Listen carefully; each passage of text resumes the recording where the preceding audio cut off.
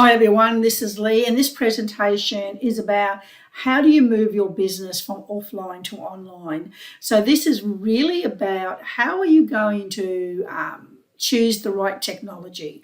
How are you going to piece it all together so all your pieces of technology actually communicate with each other. So this makes it easier for you, so you're not double entering. You know that everything's going to integrate. So this is something you really need to plan ahead. And as we always say, start with the end in mind. That will help you to see and to look at what you need to do to integrate everything together. So this is I've been involved with fully online courses in my business online for about four years. So this is the suggestions and recommendations or the thoughts that I would like you to think about when you're choosing the right technology for your website. So to begin with, let's look at what are some of the blocks that we need to look at. So these are all the elements you need to consider when you're bringing everything online. First of all is your WordPress. The WordPress is like your foundation, is all the coding, everything that's sitting there, which is like if you're building a house, that's your framework. That's all your ground, your concrete, your framework and everything else. And what sits inside the house is your builder. That's your design. That's how you're going to build your pages, how you're going to build, everything you need to do to create a great marketing aspect as well.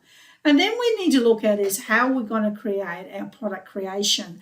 Are we going to use video, for example, or are we going to use audio, or are we going to, have audio, but also have you there talking as well? So that's your product creation is the type of video you're doing and the video equipment that you will be using as well. Obviously, then we need to look at some sort of secure membership. So when we got the pages uploaded on our website, only people who've purchased membership have access to those pages. I like to use YouTube is where I store my videos once I've created them. Obviously with YouTube and everything else as well. The other one is Vimeo, which is quite good as well. Wista is good as well. I like those platforms because, again, you can change the settings so that they're private. So that means that the only people with that URL, that link, can have access to those videos. And then we have to look at how we're going to actually deliver, how we're going to deliver our workshops. Is it going to be a webinar? Is it going to be an on-demand program where people can access it any time at all? Or, or do we actually have some sort of Zoom or interaction or Skype set up as well?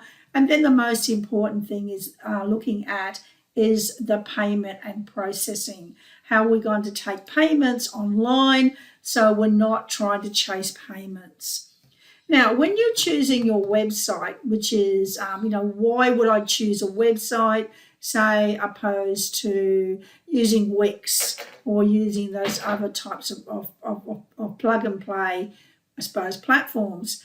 The reason why I like to create my own website is because it becomes my asset. So that means I'm not paying extra money for monthly memberships for Wix or whatever.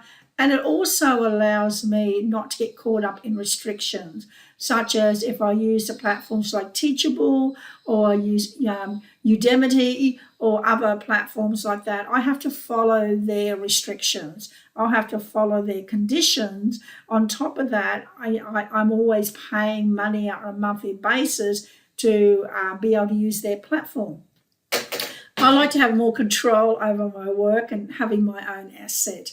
So I highly recommend building your own website, and it's easy if you know the shortcuts and how you do it. To begin with, WordPress, you use WordPress.org, never use WordPress.com.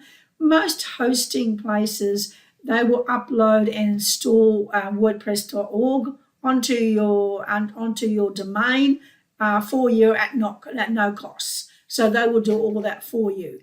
So first of all, you need to select your domain name. You need to look at where you're going to host it. I like WordPress.org more than Wix, because Wix, again, I'm paying monthly membership. And things to consider when you're looking for a hosting company is making sure that the hosting company has good support. Like I use siteground.com. I like them because there's 24/7 support. They are very friendly. They'll jump in and do the work for you. So the support is 24/7 live chat, and they respond quite fast, and they're very helpful. So I actually like that. Also, ask the site hosters if they would install WordPress.org for you with no extra cost, because some will, and choose that. You don't want to be installing it yourself. Then the other consideration is, will the website be backed up daily? So make sure it is backed up in case you've got to restore, and also how easy it is to use their cPanel to do restores and everything else as well. So those are the things that I would really be considering when I'm choosing my website, my domain name, and my hoster as well. So we've got the foundation set up.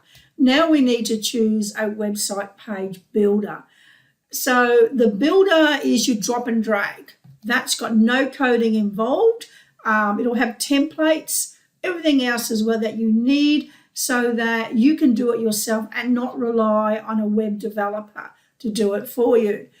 The advantages of you doing it yourself is, one, you can do it quickly. You can jump in there and change a page or modify or change content or whatever. You can do that quickly, whereas if you've got a website developer, you may have to wait until they can fit you into their schedule, kind of thing as well, to do that. And secondly, there's no recurring costs. So once you pay the builder, that's saving you paying for a website developer. I did my website just recently. I probably saved myself about $10,000 by myself doing it myself. And the software that I use is probably about $180 a year. That's all it is. So it has to be easy, user-friendly. So lots of times when you actually try different page builders, they'll give you a trial period, the first 30 days trial. Make sure that you've set time aside in your schedule to actually test it out, to test out the program to make sure it works for you. In that testing phase, you'll be modifying, you'll be adding, you'll be deleting. As I said, stay away from code. The builder that I use is Thrive Architect, amazing program. As I said, it's easy for me. I can do changes and develop a new page within about 30 minutes. So it's really easy. The other good one that I recommend is called Divi as well, Divi. Again, it has all templates. So you want something that's got templates that you can use, because if you're not a designer, you want to make sure your website looks professionally, well designed, without you paying for designer costs all the time as well. Things to consider always whenever you have a contract, like a software platform, whatever you're using, make sure there's support. That's the advantage of having paid versions. When you had paid versions of a different software, support always comes with it. If you go a free version, then there's no support. And the problem with that is you can be wasting hours and hours and hours trying to work it out with no support. So always support. Again, integration, make sure it integrates everything that you want to do. And a lot of these page builders, they have training libraries. They have a training university. Thrive Architect, amazing. I can jump on there, look at courses and start to learn and develop, I suppose, more in-depth ways of creating my website, so it's a marketing machine and not just a brochure. So take all of those things into consideration. Once we've done that, now we've got to start to look at what platform are we going to create. Now, Thrive Architect, I like that one too because there's a platform built in there, so all of my courses are developed and stored on my website. Everything is done there. So I don't have to purchase other platforms like LMS or Teachable or anything like that. I've got everything in one area. So it saves costs. And I've got control as well. So I like Thrive Architect.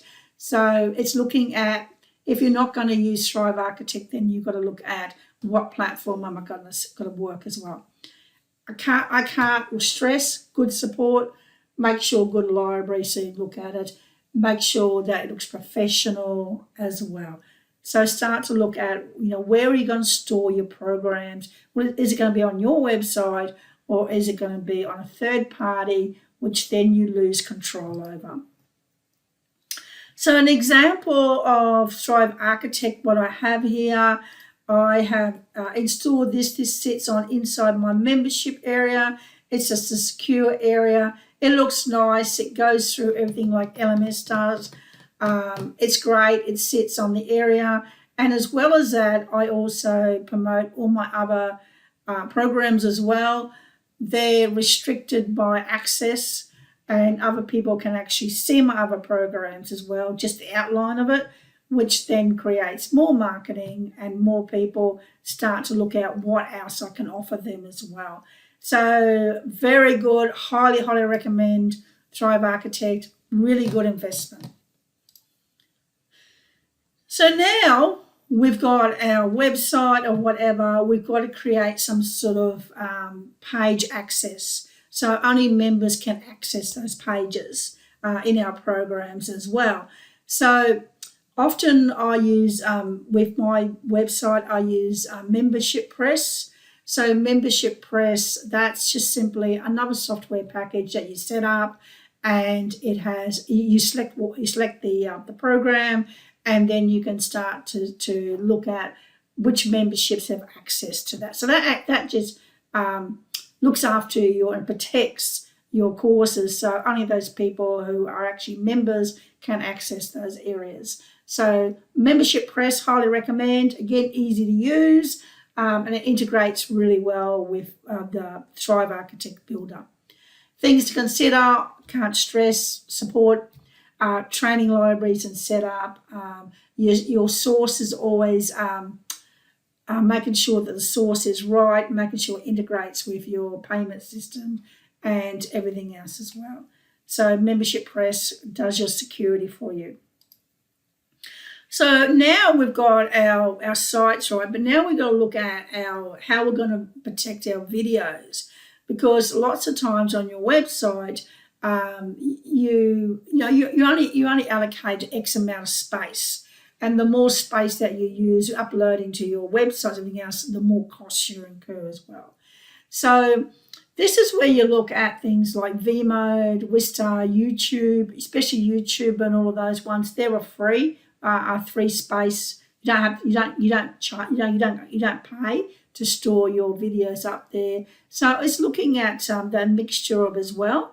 Obviously, there is top levels in premiums of all them as well to give you more restriction as well. But I find YouTube quite good because I can actually make the videos private, so nobody can access them unless they've got a video link to access them.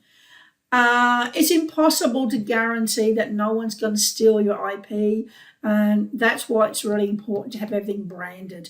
Like have your name across everything, have everything branded, because at the end of the day, people, all they've got to do is take a screenshot or something of your work, and then they can start to promote it as their own, or start to use your ideas and stuff as well. So sometimes you just got to move away from that, because it's almost impossible to actually protect your work completely, because screen dumps are always there.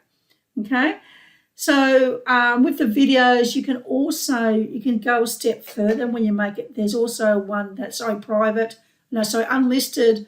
There's no passwords required, but private there is a passwords that are required on YouTube, And what you can do is you can regularly change those passwords on a monthly basis or whatever. So members who have left you, they can't access those links anymore about the new password. So you can do it that way as well. So maybe for your marketing ideas, is have your first small module visible as a teaser, so that people can have a bit of a look about what you do and everything else as well, which shows a lot of your skill set. And a lot of times people like to see what you do before they'll buy your programs and jump on board as well. Let's look now about how will you deliver. So how will you deliver? That's about how can you add value so that you're not competing on price. So it's all about when you create your course or whatever service that you've got, can you bundle it with other assets that you've created as well? For example, if I create a video, I can easily use some video software that will strip out the audio. So straight away, I've created a video file and I've created an audio file. This works really well for those people who like to learn by listening, such as audio, and also the people who like to watch and observe, such as video. And then if I create, workbooks and templates and PDFs and checklists and things like that, that will also help those people who like to learn by kinesthetic, by actually doing as well. So everything that we deliver, it's always looking at the different learning modalities of the people that we work with, and understanding that the three basic ones are audio, visual, and kinesthetic, and ensuring that our programs cover the three different modalities as well.